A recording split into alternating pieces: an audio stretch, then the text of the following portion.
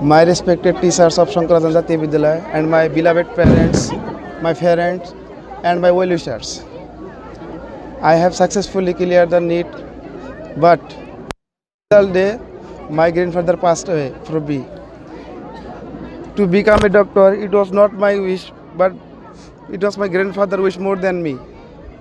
He wished every time, and he said, I will make you a doctor in future."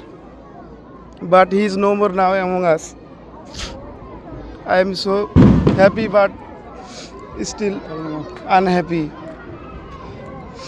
So thank you all for being the part of incredible journey and giving me blessings for my clearing NEET exam, and thank you all.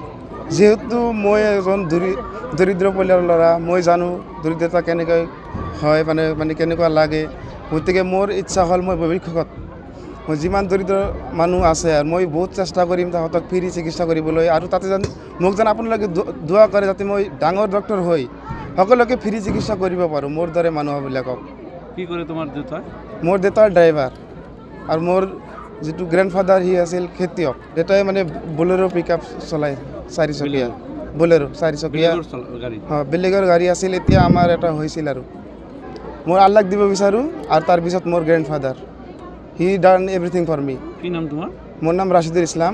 কিমান number পাইছে তুমি? মই পাইছোঁ 544, পাৰ্চেণ্টাইল হ'ল 99.303, আৰু all India rank 15,000। First of all, I would like to thank all my teachers, my guardians, my parents, and all the well-wishers who have supported me during my preparation. And whatever today I am, and all the credit goes to my parents who always stood by me, and my teachers who always supported me, and especially our principal sir. Sir always supported me and guided me how to prepare for this exam, and frequently sir visited me, or all the teachers of this Shankarachandra Jatiya Vidyalaya helped me during my preparation, and I'd like to thank everyone, and that's all.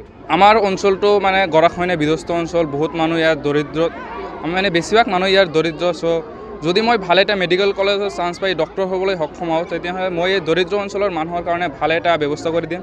তেওঁলোকৰ ভাল চিকিৎসা কৰাৰ কাৰণে মই পদক্ষেপ গ্ৰহণ কৰিম, আৰু বিশেষকৈ যিসকল বেছি দৰিদ্ৰ মানুহ তেওঁলোকক ফ্ৰী চিকিৎসা দিয়াৰ কাৰণে মই কিবা এটা পদক্ষেপ গ্ৰহণ কৰিম। মোৰ নাম শ্বেখ ইকবাল হুছেইন। মই এইবাৰ NEETত 486 মাৰ্ক পাইছোঁ, পাৰ্চেণ্টাইল 97.78। মোৰ দেউতাক এইখন বিদ্যালয়ৰে শিক্ষক হয়, ব্যক্তিগত খণ্ডৰ স্কুল। আজি কিন্তু মোৰ কাৰণে শংকৰাজান জাতীয় বিদ্যালয়ৰ কাৰণে এটা বিশেষ দিন, কাৰণ এইখন বিদ্যালয়ৰ পৰা 2জন ছাত্ৰ ইতিমধ্যে অল ইণ্ডিয়া লেভেলত NEET পৰীক্ষাত ছাকচেছ হৈছে। যোৱা বছৰৰ NEET পৰীক্ষাত উত্তীৰ্ণ হোৱা ষ্টুডেণ্ট আছে, তাৰ আগৰ বছৰ আমাৰ JEE মেইনছৰ পৰা আছে, আৰু এনেকৈ প্ৰত্যেক বছৰতে এনেকৈ ওলাই থাকিব। আপোনালোকে সহযোগ কৰিব, দোৱা কৰিব। আৰু মোৰ ওচৰত থকা এই 2জন ষ্টুডেণ্টে এটা বস্তু বৰ চেলেঞ্জত লৈছে। I do like challenge also. Mizanur Rahman আৰু ৰাছিদুল ইছলাম, এই দুজনে JEE মেইনছত বহুত নাম্বাৰ পায়ো সেইটো চেলেঞ্জ ৰাখি পেলাই আজি NEETত উত্তীৰ্ণ হৈছে, ডাবল ছাকচেছ তেওঁলোকৰ ক্ষেত্ৰত।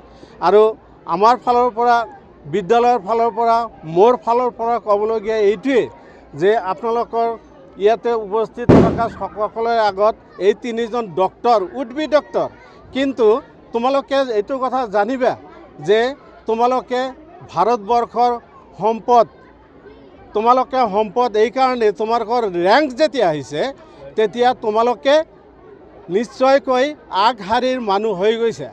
যিকোনো খবৰৰ বাবে যোগাযোগ কৰক 7099017330 লগতে 7099017110 নম্বৰত।